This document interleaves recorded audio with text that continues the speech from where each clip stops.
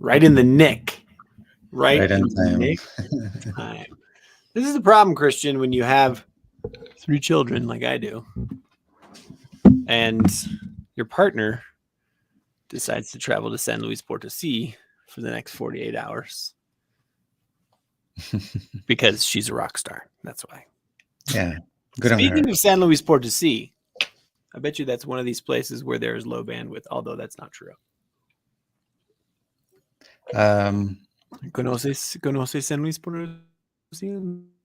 No. I do not. I haven't had the pleasure. Hi everyone. Ah. Welcome. Welcome to everyone to office hours from the eLearn community at Open LMS. For those of you who are hanging out with us right now, you're listening to us live on LinkedIn, on YouTube, on Facebook. Chris and I love to talk to you. We've had a couple of really great questions the last couple of office hours that were pretty cool. Last time I had technical issues, but this time no such technical issues. So the next half hour or so, we're going to talk to you about something cool. Are you ready, Chris? Yeah, bring it on. Low bandwidth. Ooh. I'm not sure if I did the homework correctly, to be honest. I guess your question was what kind of alternatives there are. I mean, I thought you were maybe looking into case studies, and I do know of a couple, but it was not like a list of case studies that I found. I just found like tools. Some of them I know they've been used in low bandwidth cases. Mm-hmm. Honestly, I'm glad that you have tools. Really, I just wanted to kind of direct the conversation to this idea. So much of what we assume in at least the Western world is that you've got this powerful, fiber like internet connection to power your learning out, power your learning basically. And that is either in your school, so many students rely upon a powerful internet connection, or to do remote online learning. And I was just kind of noodling because our conversation with Fred of Blindside Networks and Big Blue Button, he's the project manager of Big Blue Button. We kind of talked about this for a little while about how eLearning has helped so many people in low bandwidth areas. He gave the example of extreme situations like Syrian refugees and whatnot, and I chimed in about Ukrainians who are fleeing Ukraine right now, right? Yeah. So how has online learning or distance and remote learning helped those? But this is a problem that goes back quite a long way. I mean, I joked around at our design session for I did the right finger this time, for the eLearn Success Series. I joked around with somebody. Who was it? I think it was either Phil or somebody else. I mean, I come back from the days of, correspondence courses where you had to like mail in answers. They would mail you assignments, and then you would mail in your quizzes and your answers and your essays and those kinds of things. And people did this in Australia, or people have done this and still do this in Australia and other places, especially remote agricultural areas where radio and other forms of remote learning were used. So what are we doing now? It's 2022, Chris. What are we doing now? So I think we're doing a little of the same. Of course, now, to be honest, I think this is not really like no connectivity. That's why it was more accurate to think of low connectivity, because most of you may not have like a reliable connection all the time everywhere, but it is increasingly easy to find a place to connect, even just like a couple of minutes at a time or just once a week, something like that. So some of the solutions have this like in mind. And even in the US, not because of well, for a lot of reasons, but one of them is just the fact that it's a really big country with a lot of rural areas. And that's actually a very common, when you take a look into I'm making this up, but the infrastructural gap around the world, you will see a long relationship with geography constraints. But overall, I mean, there's Starlink. I'm curious to see how it does. Yeah, for sure. Well, I mean, you've got Facebook, you've got internet.org, right? That's true, and I did remember that a little Which bit. was the that's the Mark Zuckerberg Facebook initiative to bring truly internet to Africa, right? All of Africa, but Yeah, and I remember doing an interview a long time ago with some instructional designer. I really don't remember. I think it was because of a Moodle Moot event. okay. And he also framed it like an acid test. Like if you need the latest tool, the best internet for your e-learning to be perfect, maybe it's not that great. Like you should, especially if you know that this is an issue. So I guess the question here is: does your course survive poor internet? I think it's a great question. Would your course survive low bandwidth connectivity? I mean, and we're talking about connectivities like it's like the 3G that they're talking about getting rid of, or maybe they decided to get rid of, right? In favor of Who was the woman that we had on the podcast? Kind of like almost like a year ago, and she was in the middle of the Congo. I can't remember. Her name is escaping me right now. Do you remember? I think we were thinking of the same person. Here it is, Asina Kahamba. There you go, Asina. That's what I'm talking about. This is a woman she put together. She became by default the the online guru for her schools, and they have a system that, I mean, first of all, really functions through WhatsApp, but then she has a learning management system that is really built for low bandwidth. So fantastic. Great. I'm glad that you remembered Asina. Cool. Yeah. And it's because I do know that WhatsApp is being used as a classroom in many ways, and in ways some people may not be comfortable with, but I think as long as it works. Could it be better? Of course. But given, like in the case of Asina, for example, the short time she had to set it all up, just WhatsApp was just there. It was the way they already communicated between teachers and parents, and has, I don't know, a lot of just ordinary messaging features that can just be converted. So it applies. I mean, WhatsApp is the most popular messaging platform in the world by large, but it's not the Really, is only it? one. As a messaging, yeah, I'm pretty sure it is Even already. bigger than Facebook Messenger? I really honestly don't know. It's an honest question. Yeah, I think that one comes pretty close, if not second. And one thing, for example, in the Philippines, I know, and probably other countries, because of internet.org, everybody gets Facebook for free, like, without having to pay. Well, you just have to pay for the data, and then No, right? actually, if you, like, for example, in the Philippines, you have one of the providers of the providers, even if you didn't like upload any data into your account, your prepaid account, you could still access Messenger and some parts, like a free version of Facebook. Okay. Shame on me. I should have known that. It makes total sense. I mean, obviously now that you're explaining it, but that I'm just reminded, like, you and I, we've gone back for a long time, and I'm just reminded of this woman I met in the middle of Uganda when I was working there, and I was at what's called a tier 3 healthcare facility. And that means that, you have your primary health, that would be like your major hospitals in a major metropolitan area. Then you have your tier 2 facilities that, this is where people come, and you could still get some, at least a decent medical attention. But at a tier 3 place, this is ultra, ultra rural in the middle of nowhere. It doesn't actually have electricity. And, this is where you maybe do some healthcare education. You can probably get some basic first aid, or, maybe some low grade medicines and those kinds of things. But, you're going to have to travel to get any sort of real medical work done. Right. This is just the most basic of medical care. And the nurse who I was speaking with at the time,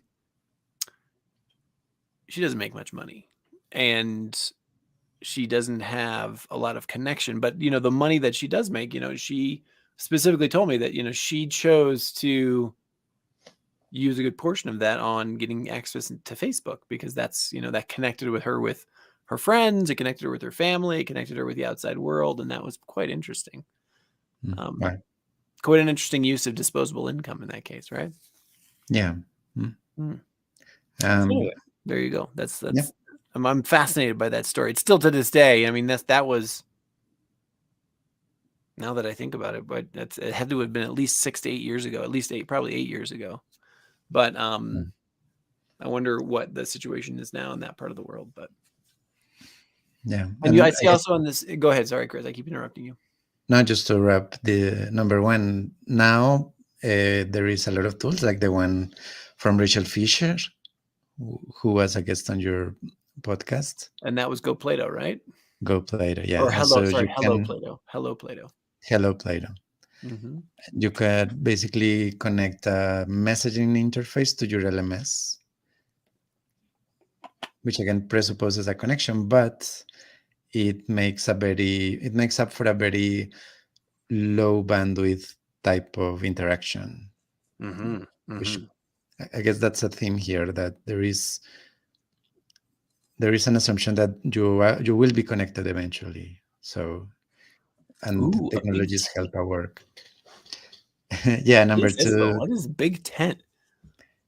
I I came across this when we were researching our Afghanistan project. Oh, cool. So there is this guy from the American University in Beirut who Mhm. built this.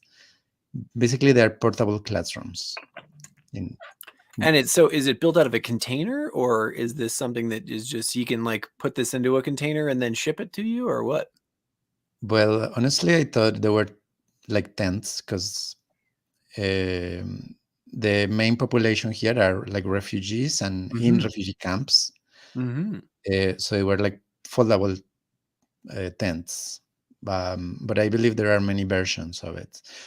But the main premise is like these are stores, well, rooms that you can build in just a matter of hours to people. Sure. Mm-hmm. And I guess not just one tent, but you can. I think they've had experiences where they have like classrooms for 800 people at any one time. So Eight I, hundred yeah, like I believe it was in Lebanon, from Syrian refugees. For Syrian refugees coming over into Exactly, yeah. Lebanon. Yeah, sure, of course. And yeah, I wonder, like, I think it was fun to play with that idea. Like, could you have a portable university running on a tent? Mm-hmm. Well, I'll tell you what. I'll tell you who could answer that question, and somebody who I'm excited. He's confirmed ish. I'm gonna force his hand now. A good friend of mine. His name is Thomas Davin, and he's the head of innovation at UNICEF. And so he's agreed to be a speaker at the eLearn Success Summit. Sorry, series. I just had to decide if we want to have him speak at the EdTech event or at the innovation event. And I think we want to do innovation event. I mean, he is the head of Mhm. innovation, right? So be Yeah, interested to see how is UNICEF using these types of. I'm sure they would use these types of mobile classrooms and these types of education and innovation in order to um, deliver for what is their target audience, right? Their market is the world's most vulnerable. So yeah. very interesting. But it's funny because I think, and maybe related to what we were discussing last time about the bottom of the pyramid, Mm-hmm. there is a way in which these technologies, these innovations, not all of them, but a lot of them spill over into everyone else because there is value for everyone who is not 100%. necessarily someone Mm-hmm. in living in a camp. 100%. Yeah. Because like you could take a tenth of this, and in fact, if you're running a program where you say, no, we are going to limit for some reason, for maybe mental health or cognitive reasons, the amount of time you're going to spend in front of a screen, then you can set up a tent in a very far location. Mm-hmm. to have like another type of learning experience, like again complementary to the online learning, or just like a whole different experience. Mm-hmm. Mm-hmm. Cool. Now going back to Ooh. more ordinary ones or more straightforward ones, I think it's worth mentioning that many LMS have mobile apps with offline capabilities. Capabilities, right? Yeah. So you can download your content, or you can download the video or the lesson or whatever, and then use it afterward. Yeah. Exactly. So you connect once, download everything. Like in the case of Moodle and the OpenLMS app, which are fairly similar, you can download all your contents offline, take everything. If there, well, any automated grading that can be done like by the app. Mm-hmm. Mm-hmm. Um, and then when you're done, you can just connect back to the central LMS and synchronize. But it could be a really long time, could be a whole semester even.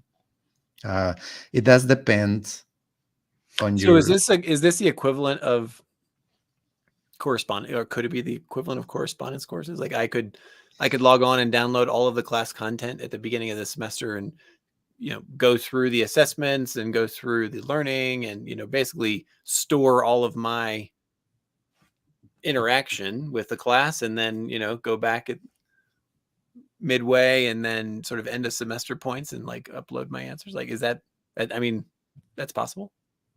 It is possible, pretty much. So it, of Like, cool. course, depends on a couple of things. I mean, it takes some setup to This make it really is an happen. interesting thought, because we've talked so much about, especially on our podcast and on our in our community and whatnot, around tutoring, which that's just like a regular, you need to have that regular online interaction, right? Mhm. And so this does not serve that, but that modality does not serve these populations very well. Hmm. True, true. Um, I think I touched on that, but I'm not sure in which one next. Ah! All right, hit us. What's the next one? So, because the message generally is like what to do with the little time that you will be able to connect. Mm-hmm. Where, Mm-hmm. because yes, for many reasons we know that a fully offline course it's maybe not always practical and not as engaging. Mm-hmm. So yeah, this one was sort of related to that. Um, so this is more, I don't know, like a, Is this the flipped classroom? Is that why you have flip it here? yeah, of course, a flipped Oh, classroom. okay. Just making sure. So I don't know if I call it like a trick, but the trick is just the way some people do like mobile design or mobile first design. Uh, the idea here is to do flipped content, or basically it's the idea of creating content that works if there is someone next to you, like who can explain it and so on. But if not, content should have some value, at least in between the time you get to connect with a teacher or a tutor. Fantastic. So I don't know. And like in practice, I would imagine it would mean like maybe more detailed PowerPoints, for example, or courses, and just I guess the test for teachers is how to make sure that I'm not keeping important stuff in my mind implicitly Mm-hmm. so that they remain on the content and the content can do a lot of help in between live sessions. Verdad. Fantastic. Awesome.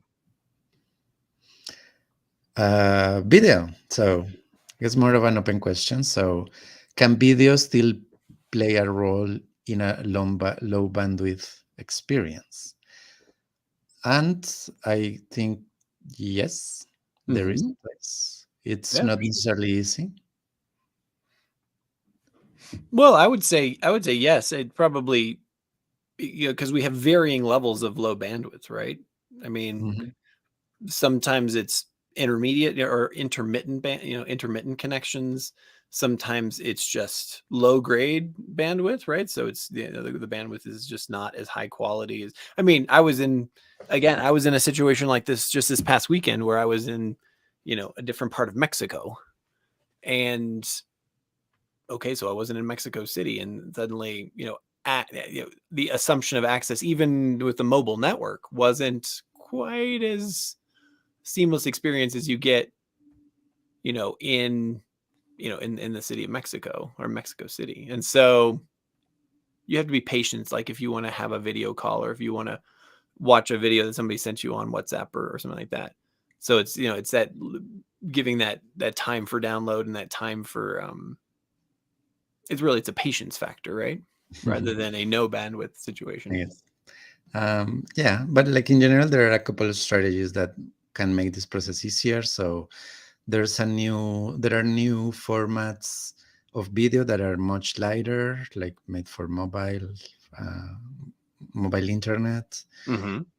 Um, and then, of course, you should, if you are introducing video in a low bandwidth context, you want to make those videos like short. So you might want to be like quicker if you are recording yourself on a video, and those kinds of stuff. And what you mentioned about patience, like for example, you could have videos in a class on your Moodle or your OpenLMS system that you can allow to be downloaded for an offline course.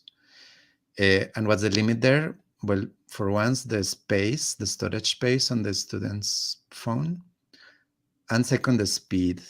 Uh, so, I mean, if you have to think like how many videos are going to have in your course and how long, and that will give you like idea of how much space will your whole course take if you're going to allow for offline downloading.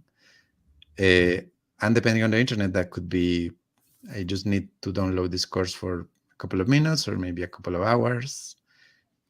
So the message is it's possible, it's doable, just consider all the little details. 100%. So yes.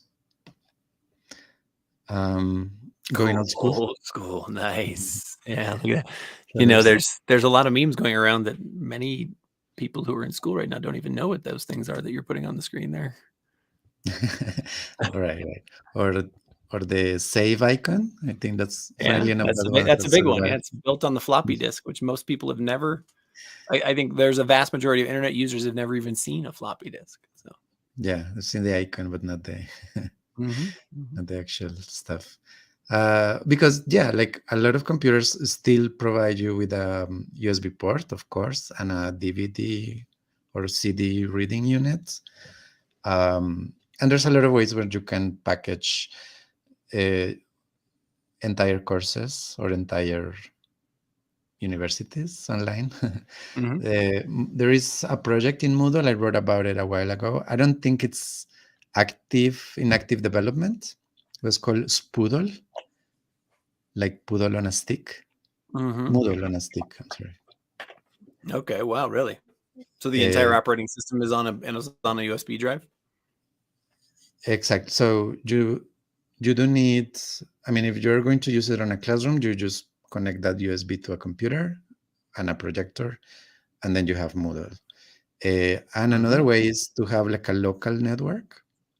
And I think that was the project that the owner, he was Australian and he worked on a project for a university in Bhutan. That Mm. So he basically took the Moodle to them, and they had a local network of like the computing room. They don't have internet, but they had Yeah, sure. computers. It was just a local service. It was a local network. We always think that network or that online necessarily means that you're connected to the universe, but you can set up a local network and just have those computers talk to one another. Sure. Mm-hmm. Exactly. So you can run a full Moodle site from a USB. And for services that are not LMS specific, there's a lot of really cool stuff like open source where you can like download entire websites. Like you can have like Wikipedia, for example, on a USB. Mm-hmm. Uh, Mm-hmm. well, as much as you can fit into it. Although I don't think Wikipedia is that big, especially the text articles. So there is a possibility to have like Wikipedia on the USB locally, uh, or just basically any website. And there's a lot of tools that will help you browse a huge part of the web as if you had internet connection. Mm. Cool. So those are, I don't know, maybe kind of extreme, but very useful things if needed. And finally, phone call. You may don't have internet, but maybe you have a phone connection. And it actually happened to me, well, to me in our meeting. I've never used that before, but I think it worked fine. Where I had to join a Google Meets, just dialing the number Sure. from here in You can Colombia. dial in any Zoom. I mean, this is classic old school WebEx, go-to meeting. You can always dial into the meeting. Sure. Yeah, Mm-hmm. I guess the message here is don't take them for granted. If No. Mm-hmm. and yeah, fairly easy. And the other is call your provider because there might have some willingness to provide any special access, like the example that I mentioned for internet.org. Uh, I believe there are examples where a school asks the provider to do not charge for access to their LMS. I mean, don't count access to the LMS in your consumption plan. Like, do I make sense? So you don't. Mm-hmm. So we can like if I call here to the Claro, whoever provides the internet, and say if my students access to my website, do not discount data from them. So basically, let the internet be free. But that takes a phone call or just reaching out to the telco provider. It's amazing what you can get if you ask. So what's Yeah, the next yeah. slide? That you don't have number 8? Ah, No, that's the summary. this summary slide. Nice. Well, thanks. This has been a nice little walkthrough. And I like the mental journey on these office hours, in terms of just picking a topic and then where do we go with it in eLearn, and where do we go with it in online learning and just in education in general. Fantastic. Well, I want to remind everyone that you can continue the conversation with us over in the eLearn community. And if you look at it, I think Christian put it below, but we can do it again. eLearnSuccessSeries.com/network. That will take you over to our community, and we'd love to have you join us over there and talk to us. We'd also love to have you come and join us here. How do I do that? At the eLearn Success Series. Our next session is coming up for instructors on May 4th. We already have some really cool speakers that are signed up. I'm just, kind of putting together the final touches on who we're going to have on the stage with us there. But there's going to be some really cool talks around neurodiversity, accessibility, empathy, design, those kinds of things. Very, very cool stuff. So go over to eLearnSuccessSeries.com and get your free ticket over there. 100%. And of course, talk to us about whether or not your course will survive poor internet. And I like that a lot. Mm-hmm. Thank you again, Chris. Really appreciate it. My pleasure. And well, we're always eager to hear what people want to know, what people has to say. Absolutely. So be looking forward to that. All right, cool. Thank you so much. Have a great one. You too.